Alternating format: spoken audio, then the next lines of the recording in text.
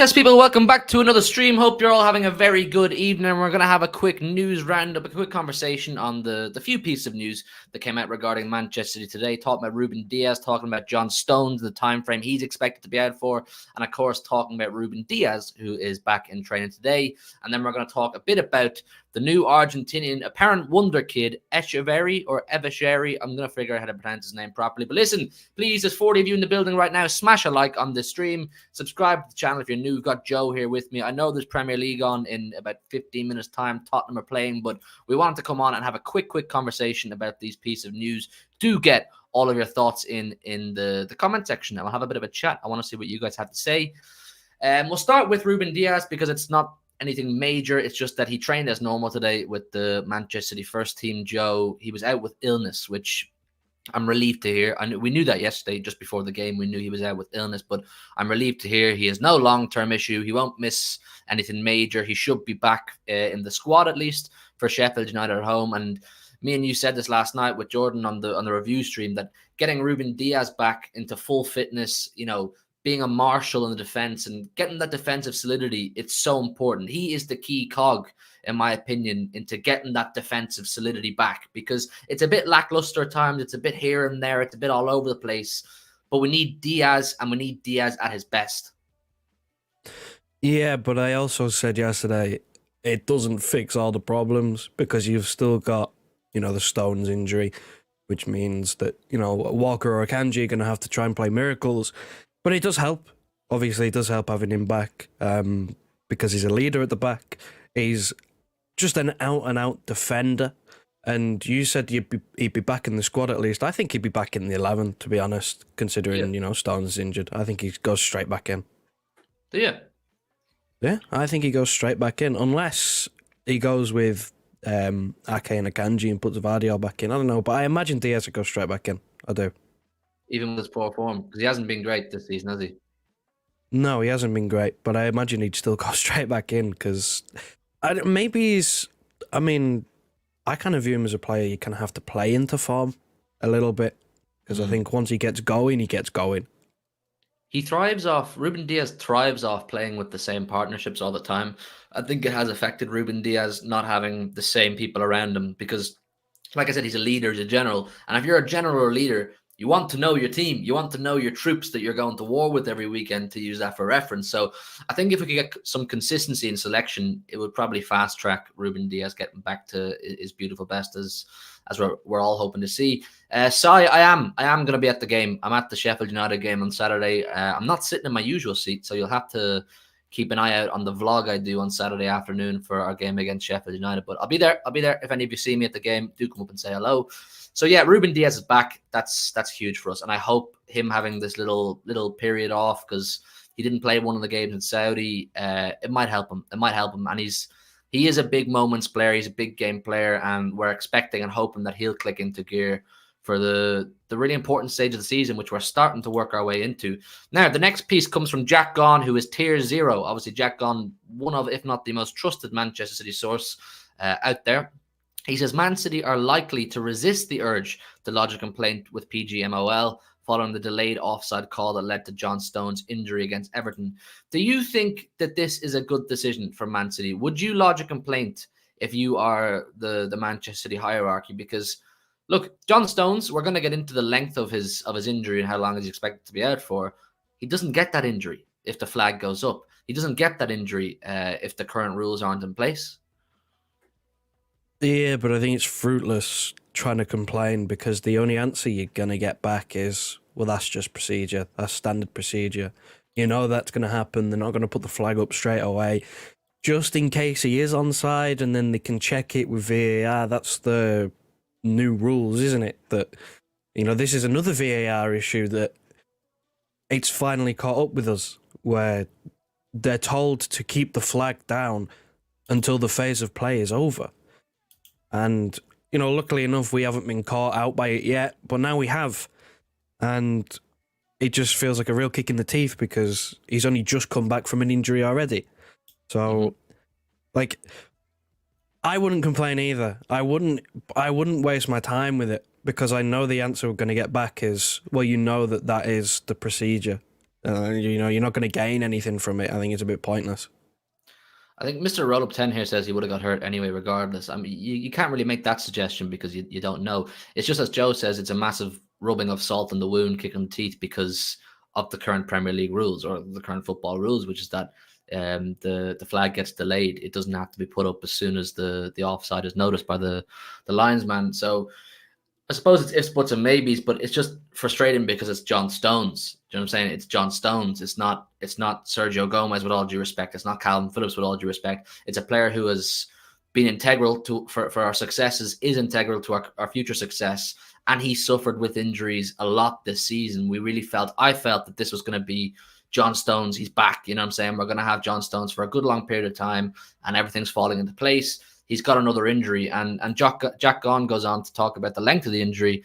He says, although Man City are yet to ascertain the full picture of John Stones' ankle injury sustained against Everton, initial suggestions are that he will miss weeks rather than months. Now, I said last night that if it's ligament damage, he'll be out for months. It could still very well be ligament damage, but not to the same extent that I feared. So if it is weeks, it's a big positive. I'm happy with that if it's weeks, because as we went over last night, the fixtures in January, with the exception of Newcastle away, but listen, Newcastle aren't doing too great right now. They're not looking as good, but with the exception of St. James Park, are very favourable. So if he's to miss the month of January and the fixtures that come with that, I can take that on the chin. I'd find it a lot more hard to stomach, Joe, if it was March. Imagine this happened at the end of February and you've got United, Liverpool, Arsenal, possibly Champions League quarterfinals on the horizon, and John Stones picks up another injury. You'd be a bit like, oh, come on, man. Yeah, you'd be a bit like teetering on the edge of, is that our season?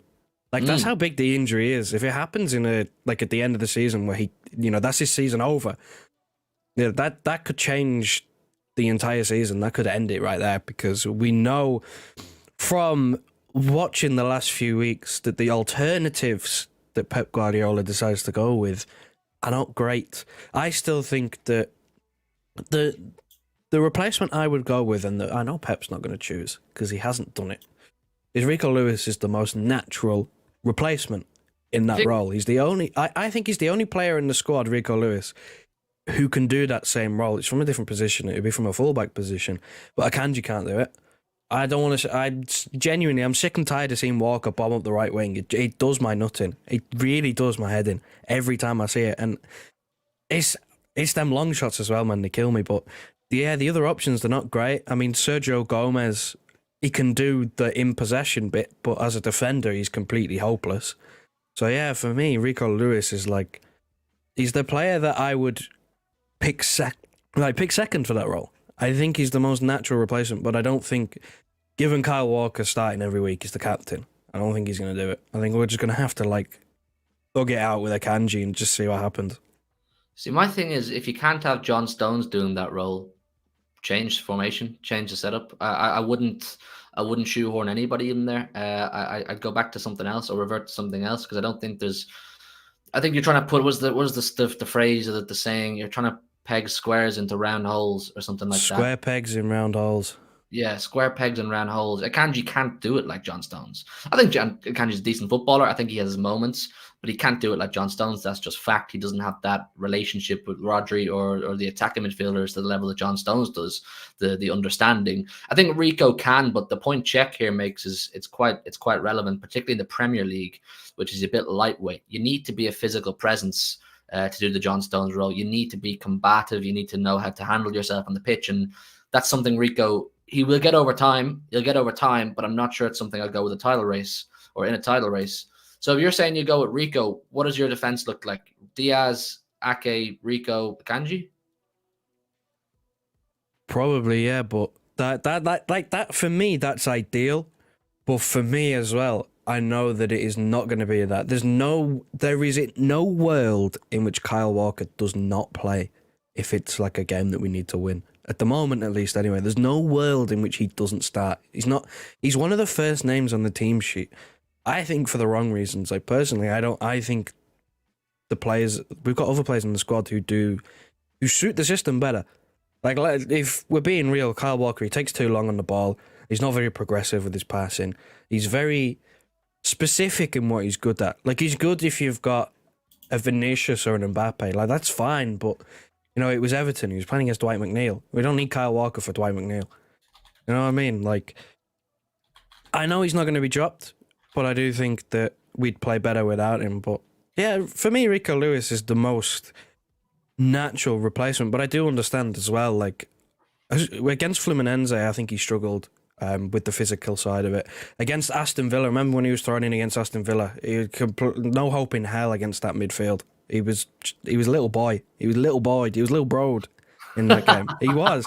He's just too little. Like, I get it. It's not an ideal replacement either. And I think I would change the system as well. Like, if we're going to stick with the whole sticking someone in midfield from the back four, then I think I'd go with Rico Lewis. But I think that with the fact that John Stones made a glass, it does kind of make sense to find something else to do, like some other system.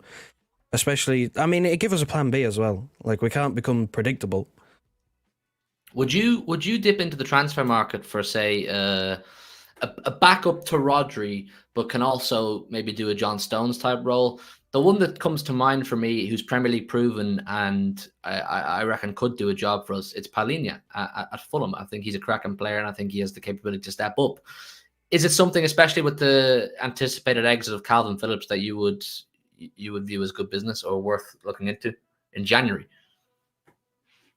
Possibly. I don't know if Palhinha's ever played as a centre-back. I mean, I guess that doesn't really matter because Rodri has, and Rodri could start as a centre-back and move forward into midfield because he could do that role. Though, I mean, it pains me to say because he's so good and he plays for a rival now, but the one that got away was Declan Rice. Oh my God, he would have been perfect. He would have been absolutely perfect. We'd walk the league. Declan Rice. We'd walk the league. Unbelievable. But yeah, I'd like, maybe, because I know that he was close to buying, wasn't he? And he fell apart at the last minute. So it's clear that if there's a step up available, he'd like to leave. And I don't think Fulham would necessarily stand in his way. He's been in the Premier League, like you said, he's Premier League proven. And it would work. Obviously, question is, do we need any other positions? Like, are we going to prioritise maybe an attacking midfielder? Like, is Paqueta still on the table? Or is that a summer thing? But I think, especially with Calvin Phillips seeming like he's gone, like for certain gone, then yeah, I don't see why not.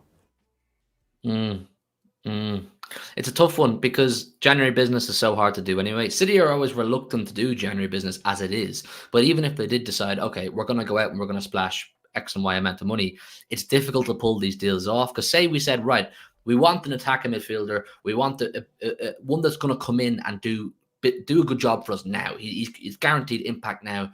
We all know that's Lucas Paqueta. If we went and got Lucas Paqueta in January, boom, I think he's going to bang straight away. I think he'd do a fantastic job straight away. But you go in January, West Ham are going to go, okay, what cash we talking? What cash we talking? Because whatever it is you're offering, throw another 40 million on top of that. Because we're in the middle of a season here, and you want us to lose Paqueta mid-season with less than a month to try and find a suitable replacement for Lucas Paqueta. Likewise with Palhinha, you go to Fulham and say we want to buy Palhinha off you. They're going to say he's worth 80 million, but we want 100. because you're taking one of our best players off us mid-season. So it's a difficult time. It's a difficult time to pull these pieces of business off. And it may be why what David Ornstein said is true, that City, other than the Echeverri kid, aren't planning on doing much business in January. We might just have to stomach it, and Pep's just going to have to pull out his big brain, his big IQ, and try and figure out a way to make this work. But the consistent injuries to John Stones, consistent suspensions for Rodri, which hopefully we've seen the back of, De Bruyne, etc., it's made life very difficult for Pep to really put his puzzle together and go, right, you go and go for it. Because I feel if we had a full fit squad available to us for a sustained period of time, you would see consistency in selection. You would see as close to a similar starting 11, bar maybe the wingers, you can move them around a bit every single week. You'd see Haaland, you'd see Rodri, you'd see De Bruyne, you'd see Stones, and Diaz. And around that, you can kind of do whatever you want. But you'd see a core there that's very obvious. But look, it is what it is. That's football for you. Speaking of Claudio Echeverri, get to know the name. His agent, Enzo Montepaone. Sorry, Enzo, mate. I'm not pronouncing that right. He says, apparently, I can confirm that everything is done for Claudio's transfer from River Plate to Man City. We are very happy.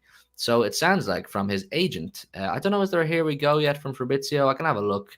But it sounds like from his agent anyway, that Echeverri he's Manchester bound. And the word was with this kid, Joe, that here's Fabrizio on the 24th, final stages, packages in excess of 20 million.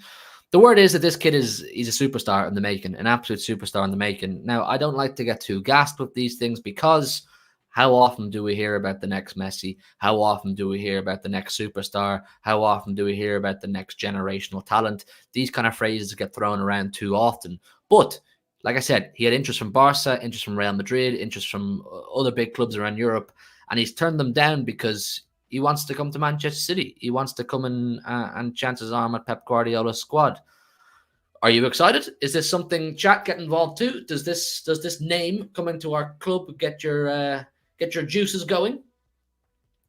I mean, I'm excited just purely for the fact that it's an unknown quantity. I don't know a whole lot about him. I don't know what to expect. I don't know what the plan is for him. But just purely based on the fact that I know pretty much next to nothing with this, it excites me a little bit because I can be pleasantly surprised. I have no expectations. If it turns out to be a CFG signing, I'm not too upset. But if he comes in, because what are we sending him back on loan, doing the Alvarez thing? We're sending him on loan for the rest of the season, getting him in for next year. Maybe he goes out on loan again. I don't know what the plan is. But again, because I have no expectations, I'm excited. I'm excited because, I mean, we've clearly learned our lesson with these South American wonder kids. We signed Alvarez, but we let Enzo Fernandez go when we could have got him for about 10 million or something, and he went for 10 times that a few months later. So, yeah, I think we're learning our lesson, snapping them up. And again, because I have no expectations, because I don't know the plan. If he doesn't make a senior appearance, I'm not going to be annoyed. In an ideal world, what we all want as fans is for this kid to be everything that he's gassed up to be. He's already trained with I think he's only made something like less than 10 appearances for River Plate's first team.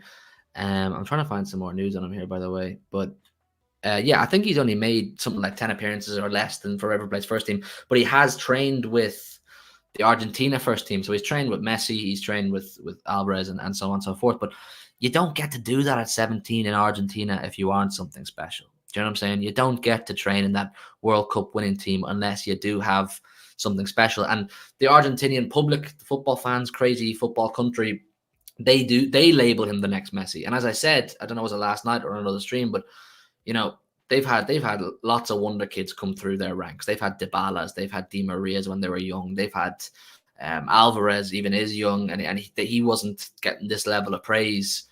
Plenty of others getting this level of praise to be labeled the next Messi. That is a huge, huge stamp and pressure put on this kid's shoulders. You know what I'm saying? At 17 to be told you are the next Messi, that can be a negative. It can be a great thing if he's headstrong and he can handle it. All the noise around him, and a 20 million package for a 17-year-old, excess 20 million package for a 17-year-old. It's pressure. It's pressure. So it can go one of two ways. He could be another, I don't know, who was a wonder kid in the academies? Remember Karamoko Dembele at Celtic? He was the next Messi at one point. Who was there? Jadon Sancho, wonder kid in the academy, never hasn't hit the heights he was tipped to hit. So look, we'll have to wait and see. We'll have to wait and see on Echeverri. But I have watched some of his clips. I'm sure some of you guys have seen them circulating Twitter. It's academy football you're looking at, but he's a bad boy at that. Like I said, he reminds me a little bit of what Phil Foden looked like when he was in the academy. I used to watch a lot of the academy football back then because you got it for free with the City Plus subscription. And when Phil Foden and what's his name, Brahim Diaz and all these guys and Sancho played together, Foden ran the show. He was the bad boy. He was the main event of every underage City game at that stage. And Echeverri gives similar vibes. He gives similar vibes. So I'm excited. And for City to take a punt on him for excess 20 million, it means they see something in him. If we bought him for maybe 5 to 10 million, I'd say he's a CFG. We'll make profit on him and he'll move on, and that'll be that. Excess 20 million? It reeks of a bit more faith, Joe. Yeah, I do agree. I think that the price is something that you have to read into, because I don't think we'd take a punt on 20 million for some 17-year-old if we didn't think he had a bit about him, because we're very good at turning profit on players, but it's very hard to turn a profit on 20 million for someone who's never going to play. Like, if he doesn't make an appearance, it's going to be hard to demand 30 million for him. So I think there is some sort of plan. Again, I don't know whether, because obviously he's going straight on loan to River Plate, like he's not leaving, but I don't know whether he'd be going out on loan again next season, maybe Girona. I really don't know. I assume he wouldn't be sticking about, because they'd want him to get some first team minutes somewhere, and I imagine it'd be within the CFG so they can, keep a proper eye on him and keep a track of his development. But yeah, 20 million, it's a fair punt on him. They must think he's got something, and I just hope it doesn't, like you said, like he's headstrong, like he doesn't let this whole next Messi thing sort of derail him, and the price tag as well, because 20 million is a lot for someone who's 17 and who hasn't made 10 appearances for a senior side in the Argentinian league. Yeah, absolutely. I mean, Sky Sports News said 5 hours ago Manchester City are closing in on a deal for River Plate attacking midfielder Claudio Echeverri. Sources say a fee of 25 million euro. So you're looking at about around 20 million pounds has been agreed in principle for Argentina. I didn't know he's the under 17 captain of Argentina. That's also a big testament to him, or a big showing of faith in him, or whatever. It's a big accolade for him, the under 17 captain of Argentina. I am excited. I'm excited about him. I'm not going to get ahead of myself with him, because let's let him develop. Let's let him go. He's going back to River Plate. He is going back to River Plate for a year. I'll start watching some River Plate games. I want to see how he gets on. Yeah, Fraser, I see Savinho from Girona. It's looking like we want to bring him back. I don't know the ins and outs of it. Have you seen much about this, Joe? The Savinho? No, I've seen as much as you. I know we want to try and bring him back, but I don't know how that's possible. Surely it's just a matter of getting the deal done, no? Well, I really don't know much about it. I don't know whether there's some sort of, I don't know. He's there permanently, isn't he? He's not like a loan thing. Yeah. Manchester has now taken 2 players from Barcelona, Savinho and Echeverri. It looks like we're getting this Savinho guy. I mean, I don't know a huge amount about it. There's no major news on City Extra about it either, so we'll have to sit tight on that one. But look, Echeverri, it looks like it's a done deal. His agent says it's a done deal, so when the here we go comes, we'll talk more about it. But I'm excited. 20 million package, like we said, it's a massive showing of faith in this young lad. So listen, we're going to wrap it up there now in a second. Just one more thing before we all go. I do want to go and watch Tottenham, by the way. I'm going to put a link into the chat for Joe's channel, because as always, we support our own. You guys should go over and subscribe to Joe. It's on my personal channel, but he's making content there. It's in the chat there now, people. There's still 130 of you in the building, so make sure you hit a like on this stream, subscribe to the channel if you're new, and subscribe to Joe. And also, this stream was sponsored, I forgot to mention, by Boohoo. If you use code CityExtra at checkout, you get an extra 10% off. Some good clobber. I'm always wearing it. You see these t-shirts and hoodies. I'm always wearing Boohoo. Code CityExtra at checkout will get you 10% off Boohoo Man orders. So it's pretty good. Boohoo, we've got a good relationship with them, so we like to support them, man. They're good to us, and we want them to be good to you too. So yeah, hit the like button. Go enjoy the football for the evening. Panel show is looking like it's nearly confirmed for tomorrow night. So we'll have a full panel, hopefully of 6, to discuss the Club World Cup. Maybe we'll talk about Everton, and then we'll move into, of course, Sheffield United. I'll be at Sheffield United 3:00 Saturday. I'll do a vlog. I'll hope to do fan cams. It's a bit sticky with equipment at the minute. We're trying to figure out a way in which I can bring microphone and so on and so forth to the Etihad, but definitely a vlog. So lots to look forward to. We're getting back into it. And yeah, listen, we'll see you all very soon. Good night and God bless.